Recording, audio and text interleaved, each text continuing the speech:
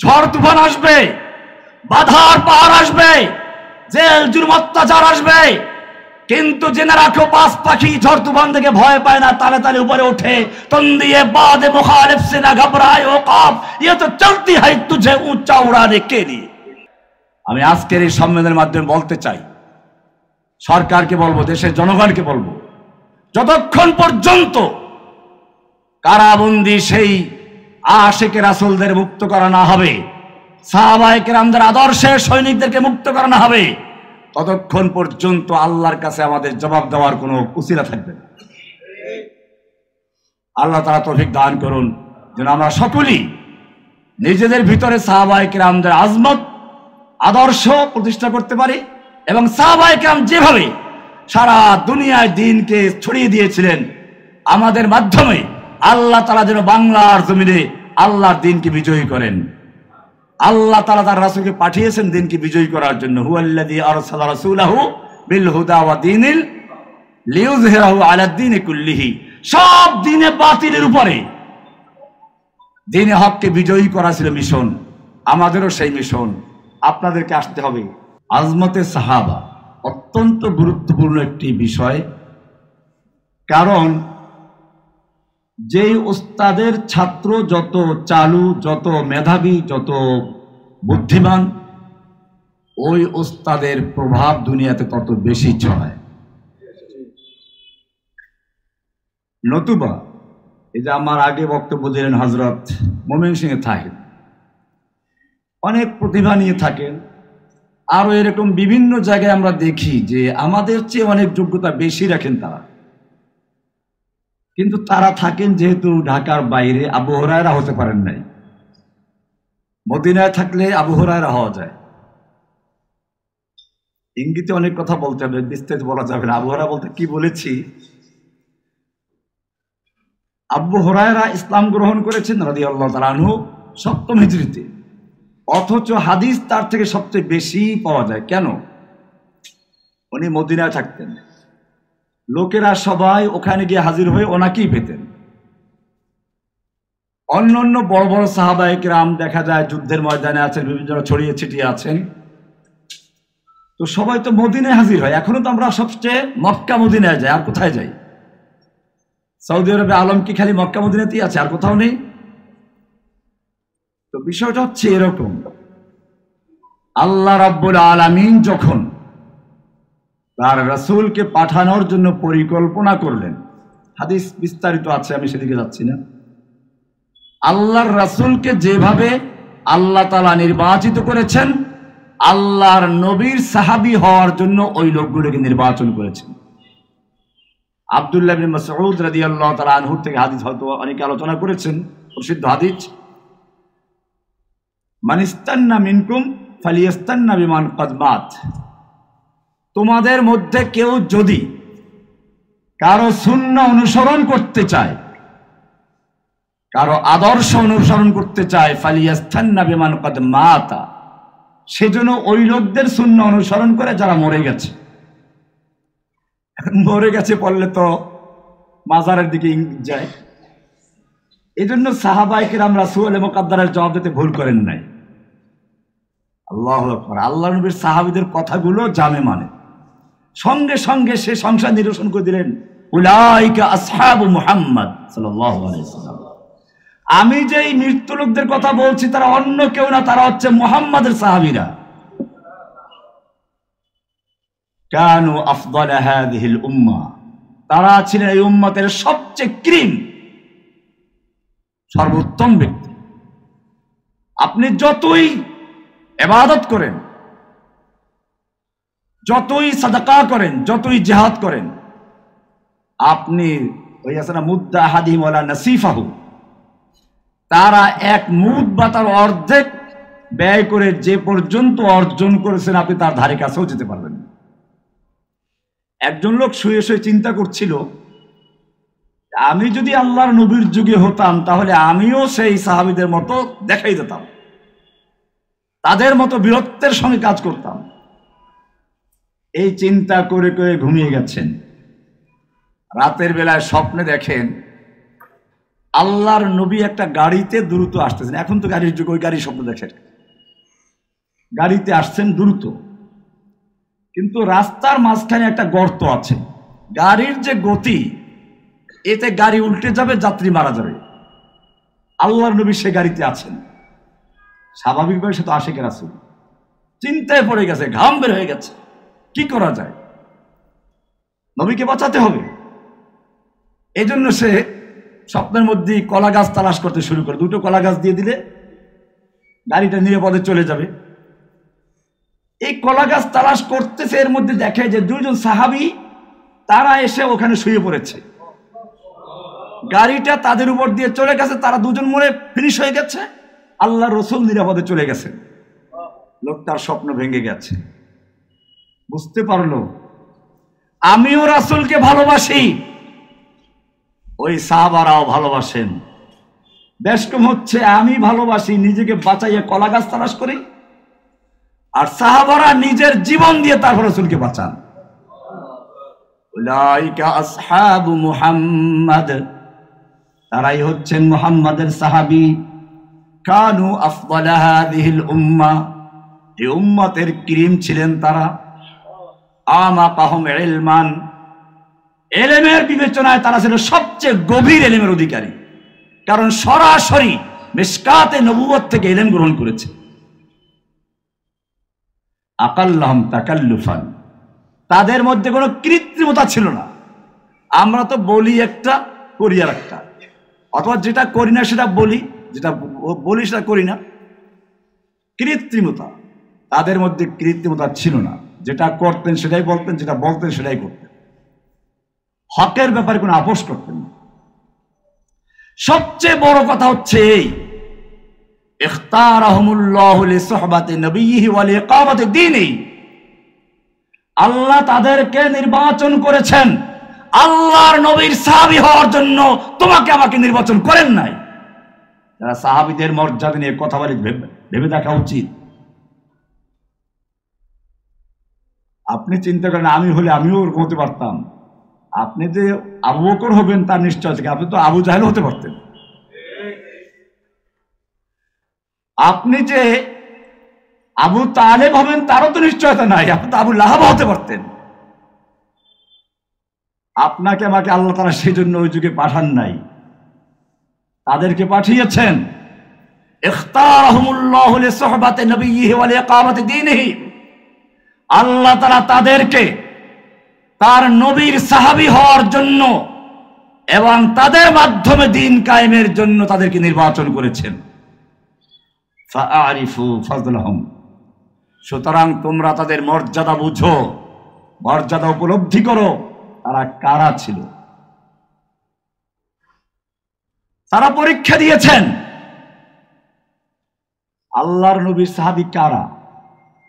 আমরা যদি বলি ইব্রাহিম আলাইহিস সালাম বাইতুল্লাহ নির্মাণ করেছেন ইসমাইলকে নিয়ে, বাইতুল্লাহ একটা মাদ্রাসা, তাওহীদের কেন্দ্র, নির্মাতা হচ্ছেন কে?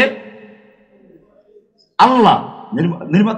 নির্মাতা ইব্রাহিম খলিলুল্লাহ, ইসমাইল, কথাগুলো খেয়াল রাখবেন, ইব্রাহিম খলিলুল্লাহ, ইসমাইল মাদ্রাসার প্রতিষ্ঠাতা।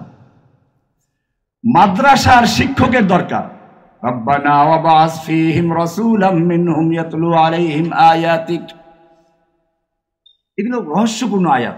ইব্রাহিম আলাইহিস সালাম এখানে গুরুত্বপূর্ণ কয়েকটা, তিনটা দোয়া করেছেন। এক নম্বর দোয়া ছিল ওয়াইদ ইয়ারফাউ ইব্রাহিমুল কওয়াইদা মিনাল বাইতি ওয়া ইসমাঈল রব্বানা তাকাব্বাল মিন্না ইন্নাকা আনতাস সামিউল আলিম।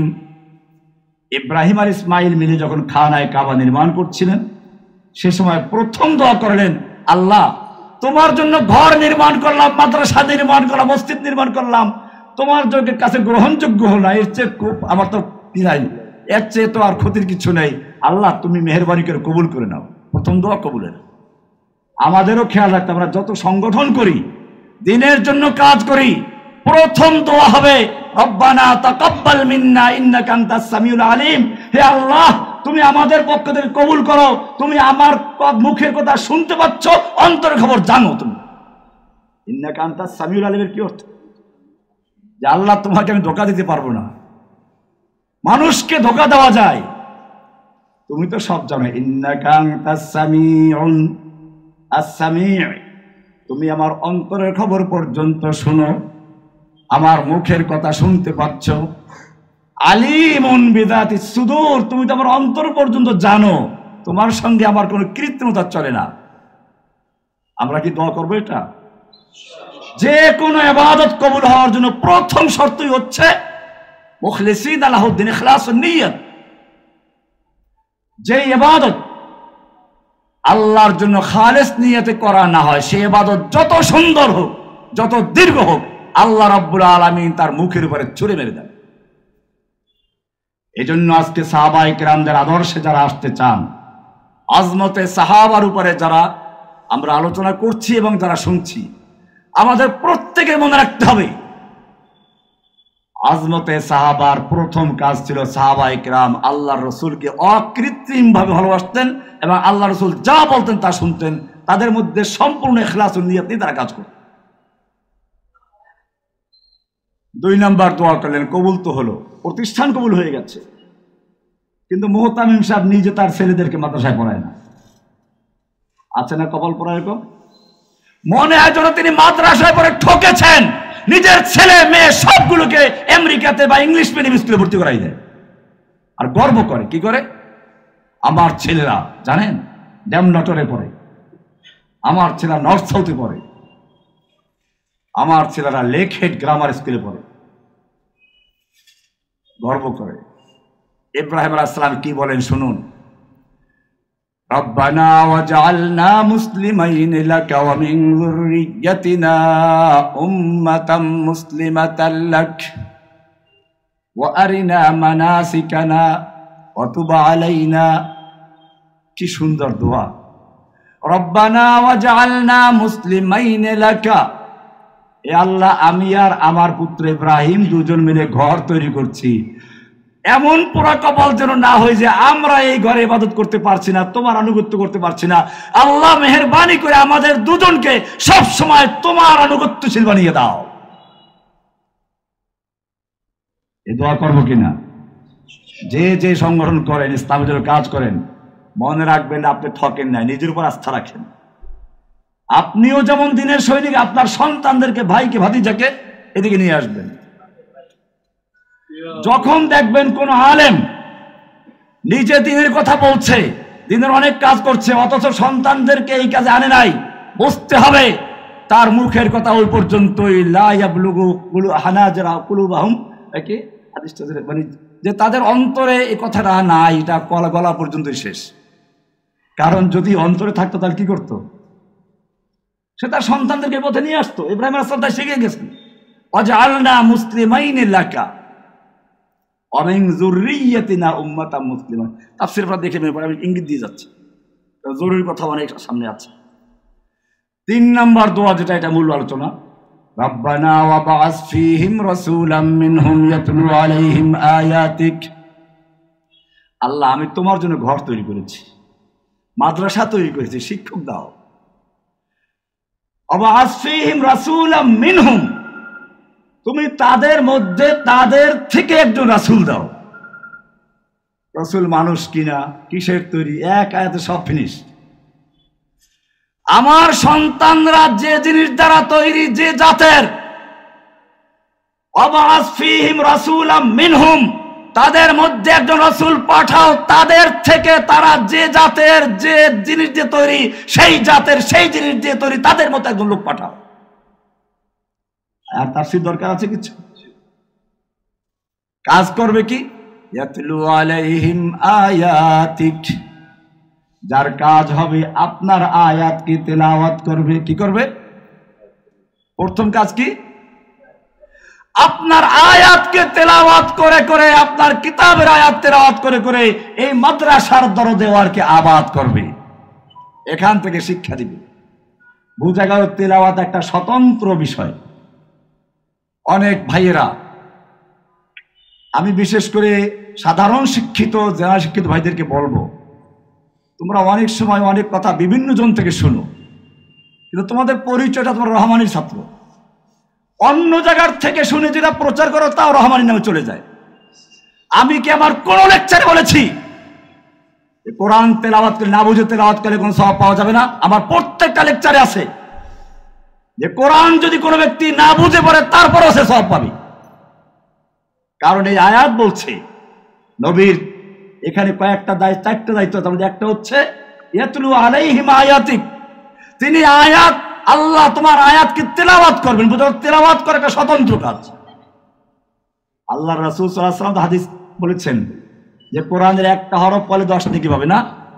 এর উদাহরণ দিয়েছেন কি দিয়ে? উদাহরণ দিয়েছেন যেটা দিয়ে সেটার অর্থ কেউ জানে না। প্রথম উদাহরণটাই তো হচ্ছে না জানে, না বুঝে পড়া। লা আকুলু আলিফ লাম মিম হরফুন বাল আলিফুন হরফুন লামুন হরফুন মিমুন হরফুন। আমি বলছি না যে আলিফ লাম মিম পুরোটা মিলে একটা হরফ। আলিফ একটা হরফ, লাম একটা হরফ, মিম একটা হরফ, 3টে হরফ। যাই হোক, আলোচ্য বিষয় সামনে। 2 নম্বর দোয়া হলো কি? ইয়াতলু আলাইহিম আয়াতিকা ওয়া ইউআল্লিমুহুমুল কিতাবা ওয়াল হিকমা, কিতাব ও হিকমার তালিম দিবেন। ওয়া ইউযাক্কিহিম, তাজকিয়া করবেন। তাজকিয়া মানে আত্মাকে শুদ্ধ করবেন, অর্থাৎ পরিচ্ছন্ন করবেন। আপনারা জানেন একটা পুরাতন বিল্ডিং এ রং করলে মানুষ আগে কি করে? পুরাতন রংটা ঘষে মেজে ধুয়ে মুছে পরিষ্কার করে নেয়, এরপরে নতুন রং করে। তাজকিয়া হচ্ছে এরকম বিষয়। কিন্তু এখানে একটা প্রশ্ন আসে, তাজকিয়া কি আগে হয় তারপরে, মানে ঘষা মাজা আগে হয় তারপরে রং করা হয়? বিষয় এরকম না। কিন্তু আয়াতের মধ্যে তাজকিয়া গেছে শেষে। ইব্রাহিম আলাইহিস সালাম সেজন্য যে দোয়াটা আল্লাহ তাআলা আছে, দোয়া কবুল করে বললেন হুয়াল্লাযী আরসালা রাসূলাহু হুয়াল্লাযী বাআসা ফিল উম্মিয়িনা রাসূলাম মিনহুম ইয়াতলু আলাইহিম আয়াতিক ওয়া ইউযাক্কিহিম, আগে নিয়ে আসছেন। কারণ হচ্ছে এই ইব্রাহিমের দোয়ার মধ্যে ওয়া ইউযাক্কিহিম ছিল শেষে, অথচ তাজকিয়া হয় আগে, তারপরে নতুন রং করা হয়। এজন্য আল্লাহ তাআলা ঘুরিয়ে বললেন হুয়াল্লাযী বাআসা ফিল উম্মিয়িনা রাসূলাম মিনহুম। প্রথম দোয়া কবুল হয়ে গেছে। আল্লাহ রাসূল পাঠাবেন তাদের থেকেই, ইব্রাহিমের সন্তানদের মধ্য থেকেই পাঠাবেন। সন্তানরা যে জাতের, যেই জিনিস দিয়ে তৈরি, সেই জাতের সেই জিনিসের তৈরি, ঠিক আছে। ইয়াতলু আলাইহিম আয়াতিক, আল্লাহর আয়াত তেলাওয়াত করবেন, তাও ঠিক আছে। তেলাওয়াতের ঘষা দিয়ে, কোরআন দিয়ে আত্মার যত শিরক বিদআত সবগুলোকে পরিষ্কার পরিচ্ছন্ন করে দিবেন। বোঝা গেল তাজকিয়ার প্রথম অস্ত্র হচ্ছে কোরআনের আয়াত।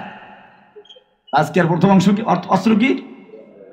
কোরআনের আয়াতের রেদ দিয়ে, তাওহীদের রেদ দিয়ে ঘষে মেজে অন্তরের যত জং আছে সব জং কি করে পরিষ্কার করবে। এলো ইয়াতলু আলাইহিম, ইয়াতলু আলাইহিম আয়াতিকা ওয়া ইউযাক্কিহিম, ইয়াতলু আলাইহিম আয়াতিহি ওয়া ইউযাক্কিহিম, কোরআনের আয়াত তেলাওয়াত করে করে, তেলাওয়াতের রেদ দিয়ে ঘষে ঘষে, ওয়া ইউযাক্কিহিম, তাদের আত্মাকে পরিচ্ছন্ন করবেন। ক্লিয়ার? এবারে আত্মা পরিচ্ছন্ন হয়ে গেছে, নতুন রং করো। ওয়া ইউআল্লিমুহুমুল কিতাবা ওয়াল হিকমা, কিতাব ও হিকমতের তালিম দিবেন। তালিম দিলেন কাদেরকে? সরাসরি এই লোকগুলো, সাহাবায়ে কেরামদের। এবারে ছাত্র পাওয়া গেল তো। এবারে আসুন তাহলে কেমনে মিলাবো আমরা? আসহাবে রাসূলদের মাদ্রাসার নাম বাইতুল্লাহ। মাদ্রাসার নাম কি? মাদ্রাসার শিক্ষক পেয়ে গেলাম মুহাম্মাদুর রাসূলুল্লাহ। ছাত্রদের ব্যাপারটা পরে আসতেছে। মাদ্রাসার প্রতিষ্ঠাতাকে? ইব্রাহিম খলিলুল্লাহ ইসমাইল যাবিহুল্লাহ। মাদ্রাসার প্রতিষ্ঠাতাকে বলুন? ইব্রাহিম খলিলুল্লাহ ইসমাইল যাবিহুল্লাহ। মাদ্রাসার শিক্ষকের নাম কি? মুহাম্মাদুর রাসূলুল্লাহ। এবারে মাদ্রাসার নিসাবে তালিমের নাম কি? কিতাবুল্লাহ কালামুল্লাহ। নিসাবে তালিম পাওয়া না। এবারে ছাত্রদের নাম কি? উলাইকা হিজবুল্লাহ। ছাত্ররা কারা? হিজবুল্লাহ, আল্লাহর দল। এই আল্লাহর দল তো বাংলাদেশের দল ওইটা না। মুশকিলটা হচ্ছে এই, কোরআন হাদিসে যেখানে ভালো একটা নাম পাওয়া যায়, এই নামটা এক দলে নিজেদের খাস করে নিয়ে নেয়। আরে বাবা, তুমি যদি হিজবুল্লাহ হও তাহলে তুমি তো বাকিদেরকে হিজবুল শয়তান বানিয়ে দিয়েছো। কারণ দল তো দুইটা, একটা হিজবুল্লাহ, একটা হিজবুল শয়তান। তোমার এই 100 লোক যদি হিজবুল্লাহ হয় তাহলে বাকি কোটি কোটি মুসলিমদেরকে তুমি হিজবুল শয়তানের দলে বানিয়ে দিয়েছো। নাম দেওয়ার ক্ষেত্রে সাবধান থাকতে হবে। নাম কেবল পাইলি দিয়ে দেয়। কেউ দিল জামাতুল মুসলিমিন, এবার তোরা 10 জন মুসলমান জামাতুল মুসলিম হয়ে গেছে, বাকিরা কারা? এখন ফালজাম জামাতুল মুসলিমিন। আল্লাহ রাসূল বলেছেন যখন কোন দল থাকে তখন জামাতুল মুসলিমিনকে ধরো। কাজে এই যে জামাতুল মুসলিম 10 জনের দল একটা পাওয়া গেছে।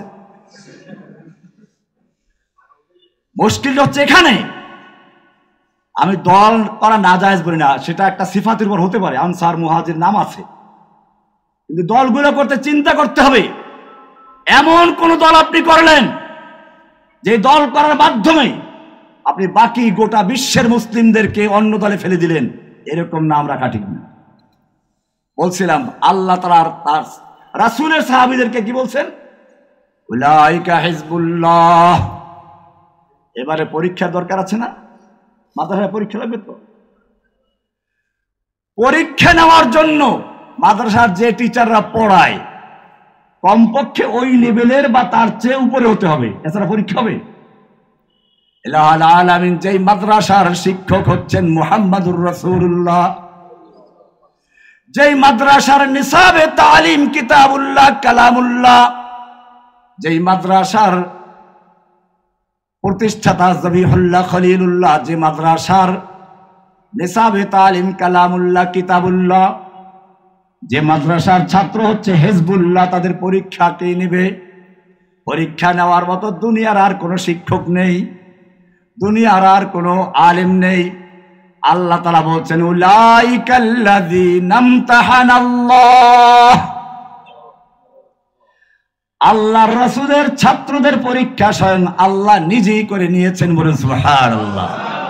এবারে পরীক্ষা কোথায় হলো?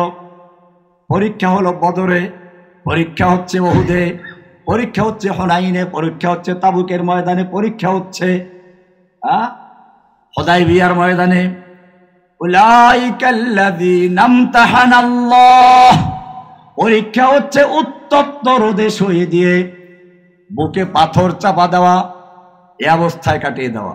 আমাকে একদিন এই লাস্টে যে গুম করলো, সারাটা দিন আমাকে গাড়ির ভিতরে রাখে, একটা গাড়ির ভিতরে এসি বন্ধ করে দিয়ে লক আপ করে দিয়ে রোদের ভিতরে রেখে দিল, ওই যে গারদের সামনে যে জায়গাটা। এই জায়গায় আমি গাড়িতে বসে মরতেছি, অথচ দেখেন আশপাশে হাজার হাজার লোক যাচ্ছে, কেউ বুঝতেছে না এখানে একটা লোক মারা যাচ্ছে।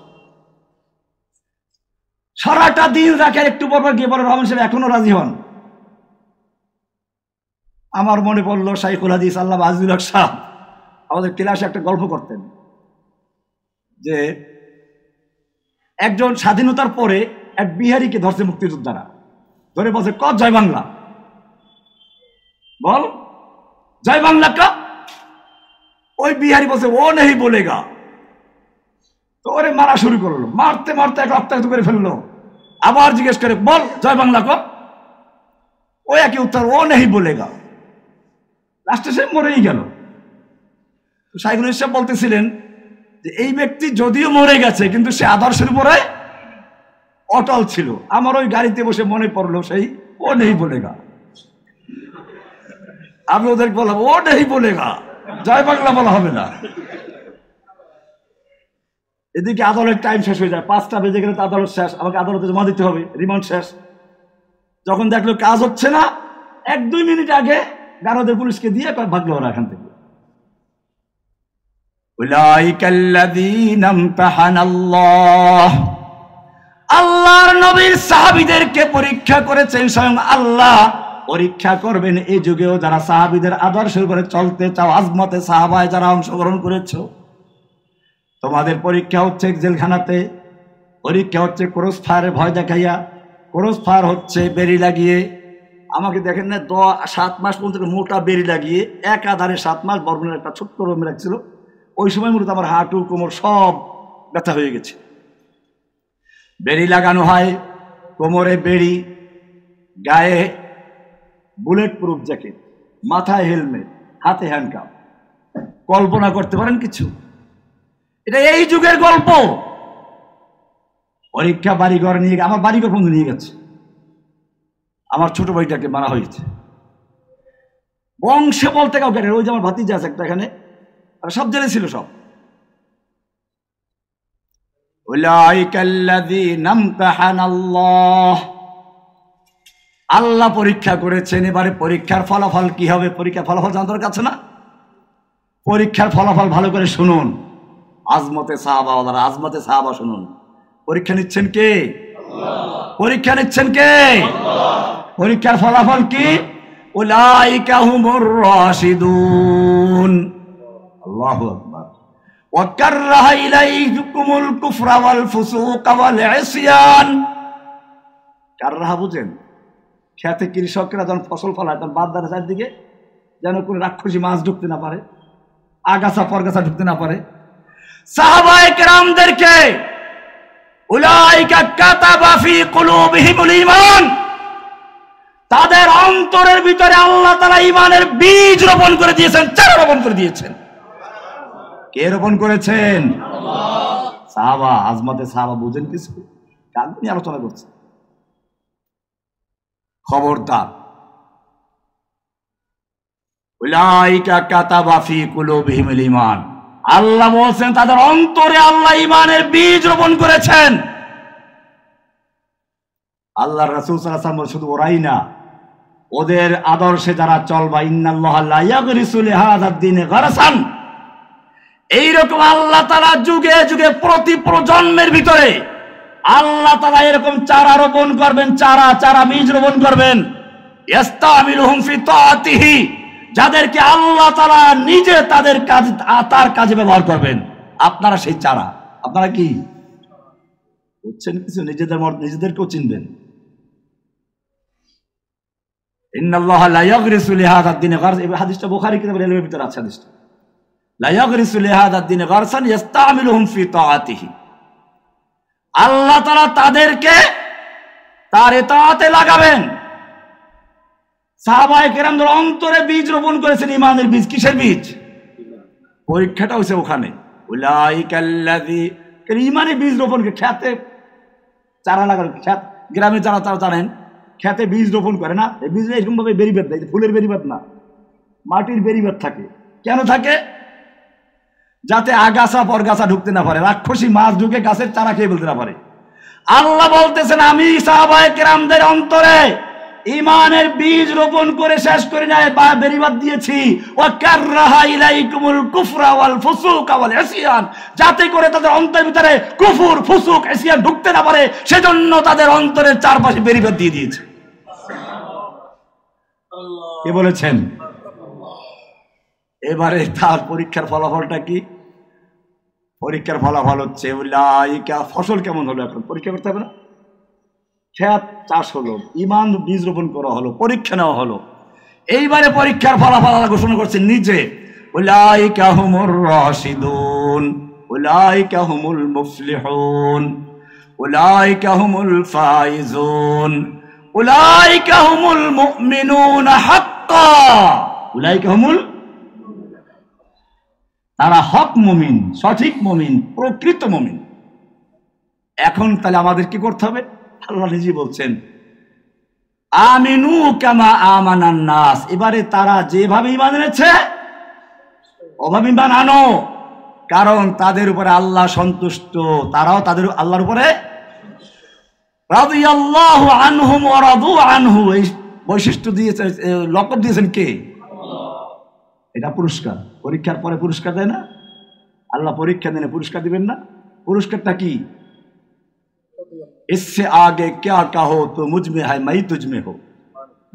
উর্দু একটা গান আছে, গান যদিও আমরা দেওবন্দে যখন যাই বাসে বসে গানগুলো শুনতে বাধ্য হতাম। তো আমার কাছে এই গানটা খুব অংশ ভালো লাগছিল। এটা আমি বসে তখন মিলেছি ইয়াকা নাবুদু শুনবো, বলতে গেলে অনেক কথা আসে, তো আমি যাচ্ছি না ওদিকে। ইয়াকা নাবুদের মধ্যে মূলত একটা রহস্য আছে।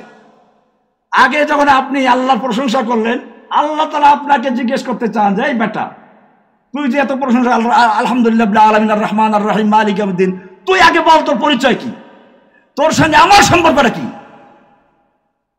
বান্দা তখন বলে ইয়াকা নাবুদু ওয়া ইয়াকা নাস্তাইন, আমার পরিচয় আপনি জানেন না, আমি হলাম আপনার গোলাম আর আপনি আমার মালিক।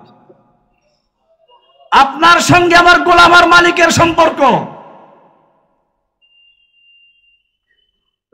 আমার হয়ে গেছে, তো এখন চাও কি চাইবা? ওয়া ইয়াকা নাস্তাইন, তোমাকে সাহায্য চাই, কি চাও? রাস্তাঘাট। সাহাবায়ে কেরাম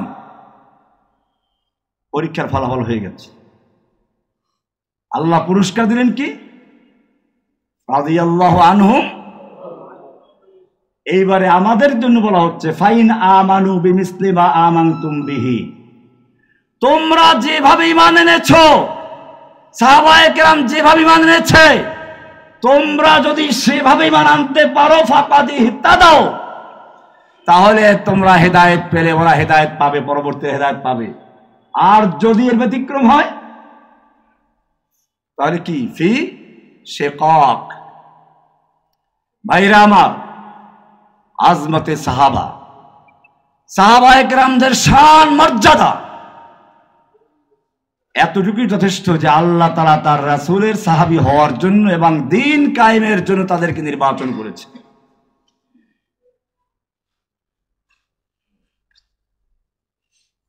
टल ना सकते थे अगर जंग में लड़ जाते थे, पांव शेरों के भी मैदान में उखड़ जाते थे।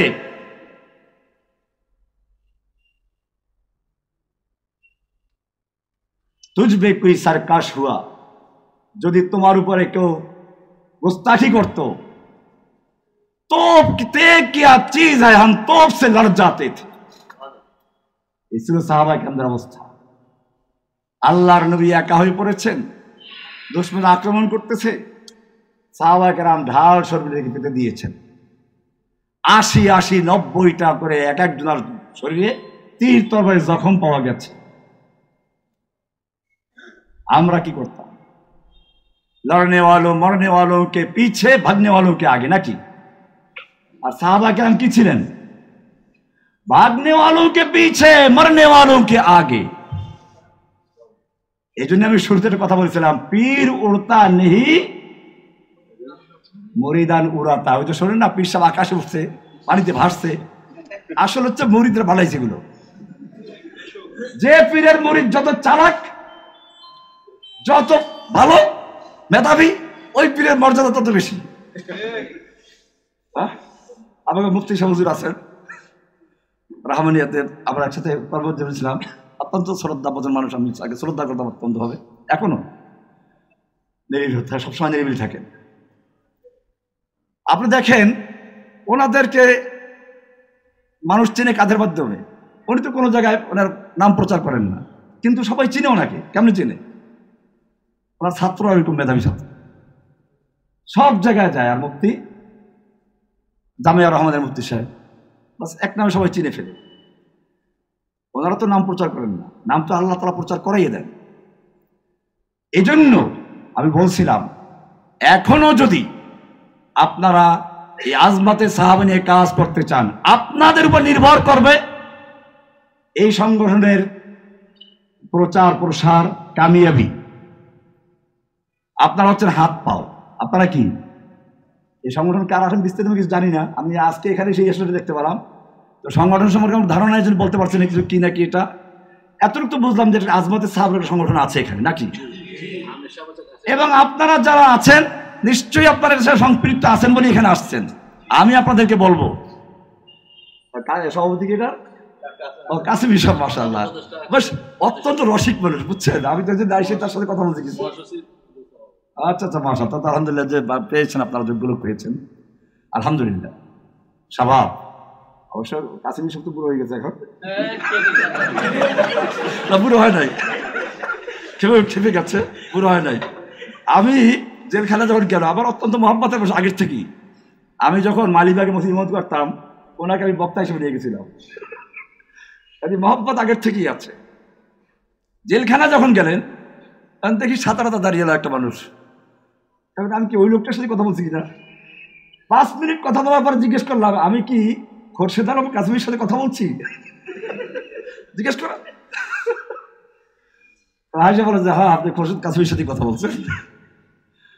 তো যাই হোক, আমার এরা সবাই আসলে অত্যন্ত মহাব্বতের মানুষ, আমার একটা পরিবারের মতো ছিলাম আমরা। কাসিম সাহেব বলেন, ওই যে আরো জালাল ভাই ছিলেন, মামুন জালাল আহমদ, আতাউল্লাহ আমিন, মামুনুল হক সাহেব, এরকম এই যে গ্রুপটা, আমার অত্যন্ত ছাত্র জীবন থেকেই কাছের লোক। আল্লাহ তাআলা আমাদের সকলকে দিনের জন্য কবুল করেন, আমিন।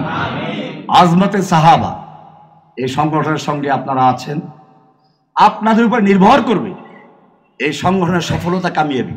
সেজন্য প্রথমে আপনাদের প্রত্যেকের ভিতরে চেষ্টা করতে হবে সাহাবায়ে কেরামদের আদর্শ নিজের মনের ভিতরে তৈরি করা, এরপরে মানুষের সঙ্গে সেই সাহাবায়ে কেরামদের মতো আচরণ করা। সাহাবায়ে কেরামরা যে সব জায়গায় ছড়িয়ে গেছেন, তারা কাজ করেছেন, তাদের মধ্যে দিনে বিজয় আসছে, আপনাদের সেইভাবে কাজ করতে হবে। সাহাবায়ে কেরামদের শানে রিসালাতের উপর আক্রমণ আসলে পরে আপনাদেরকে ময়দানে ঝাঁপিয়ে পড়তে হবে, কলা গাছ দিয়ে না, কি দিয়ে? এটা মনে রাখবেন। কিছু কলা গাছ মার্কা লোক তো আছে সমাজে, তারা আল্লাহর রাসূলকে ভালোবাসে, আমাদের আপত্তি নেই। এই যে আমাদের বেদাতি ভাইরা আছে, বেদাতি ভাইরা আছে না, তুমপে লাখো সালাম, এরা কি আল্লাহর রাসূলকে ভালোবাসে না? ভালোবাসে। এদের মধ্যে অনেক লোক চোখের পানি ফেলায়, কান্নাকারি করে। সবাই যে কারণ মিষ্টি খাওয়া যাচ্ছে না, অনেকেই ভালোবাসে, মহব্বত করে রাসূলকে, এতে কোনো সন্দেহ নাই। কিন্তু মুশকিলটা হচ্ছে মহব্বত করে কলা গাছ তালাশ করতে গিয়া। আপনারা কি কলা গাছ তালাশ করবেন নাকি নিজের জীবনটা দিয়ে দিবেন? ওই জেলখানায় গিয়ে দেখবেন কিছু লোক আছে আল্লাহর নবীর শান নিয়ে যখন গোস্তাখি করা হলো, ইমানের দাবিতে তারা ঝাঁপিয়ে পড়েছে, জীবনের ঝুঁকি নিয়েছে। ওরা কারা? ওরা কেউ গরিব ফ্যামিলির লোক। আলহামদুলিল্লাহ তারা এখন হাসি খুশি আছে, কিন্তু আমাদের দায়িত্ব আছে তাদেরকে মুক্ত করা। সাহাবায়ে কেরাম যেভাবে আল্লাহর রাসূলের গায়ে কোনো তীর আসতে না পারে, তরবারি আসতে না পারে, নিজেকে ঢাল স্বরূপ পেতে দিয়েছিলেন, এই যুগের কিছু ভাইয়েরা আল্লাহর নবীর উপরে যাতে কোনো কটূক্তি আসতে না পারে, অবমাননাকর কথা আসতে না পারে, আল্লাহর নবীকে নিয়ে তুচ্ছ তাচ্ছিল্য করতে না পারে, সেজন্য নিজেদের জীবনকে ঢাল স্বরূপ পেতে দিয়ে ও দুশমনদেরকে দুনিয়া থেকে বিদায় করে দিয়েছে। আমি আজকের এই সম্মেলনের মাধ্যমে বলতে চাই, সরকারকে বলবো, দেশের জনগণকে বলবো, যতক্ষণ পর্যন্ত কারাবন্দী সেই আশিকে রাসূলদের মুক্ত করা না হবে, সাহাবায়ে কেরামদের আদর্শের সৈনিকদেরকে মুক্ত করা না হবে, ততক্ষণ পর্যন্ত আল্লাহর কাছে আমাদের জবাব দেওয়ার কোনো উসিলা থাকবে না। আল্লাহ তাআলা তৌফিক দান করুন যেন আমরা সকলেই নিজেদের ভিতরে সাহাবায়ে কেরামদের আজমত আদর্শ প্রতিষ্ঠা করতে পারি, এবং সাহাবায়ে কেরাম যেভাবে সারা দুনিয়ায় দ্বীনকে ছড়িয়ে দিয়েছিলেন, আমাদের মাধ্যমে আল্লাহ তাআলা যেন বাংলার জমিনে আল্লাহর দ্বীনকে বিজয়ী করেন। আল্লাহ তাআলা তার রাসূলকে পাঠিয়েছেন দ্বীনকে বিজয়ী করার জন্য। হুয়াল্লাযী আরসালা রাসূলাহু বিল হুদা ওয়া দীনিল লিইয়ুযহিরাহু আলা দ্বীনি কুল্লিহি, সব দ্বীনে বাতিলের উপরে দ্বীনে হককে বিজয়ী করা ছিল মিশন। আমাদেরও সেই মিশন, আপনাদেরকে আসতে হবে। আমি ছাত্র জীবনে আবুল কালাম আজাদ সাহেব, আমাদের এই যে ওনার আব্বা, তখন আমি লালবাগে পড়ি, লালবাগ মাদ্রাসায় ছাত্র, নিচের দিকে ছাত্র। উনি একদিন মাদ্রাসায় বক্তব্য দিলেন, উনি একটা শের বলেন, আমি একবার শুনে মুখস্থ করেছি এবং আমার প্রায় বক্তব্য শুনবেন এটা। ফির তুঝে একবার করনি হ্যায় জাহাঁ কি রাহবরি, ফির তুঝে একবার করনি হ্যায় জাহাঁ কি রাহবরি, উঠ খুদা কে নাম লেকর ফির আলম বরদার বান। ওহে যুবকেরা, আবার তোমাদেরকে বিশ্বের নেতৃত্ব দেওয়ার জন্য ময়দানে ঝাঁপিয়ে পড়তে হবে। ওঠো, আল্লাহর নাম নিয়ে ঝান্ডা হাতে নাও, ঝাঁপিয়ে পড়ো।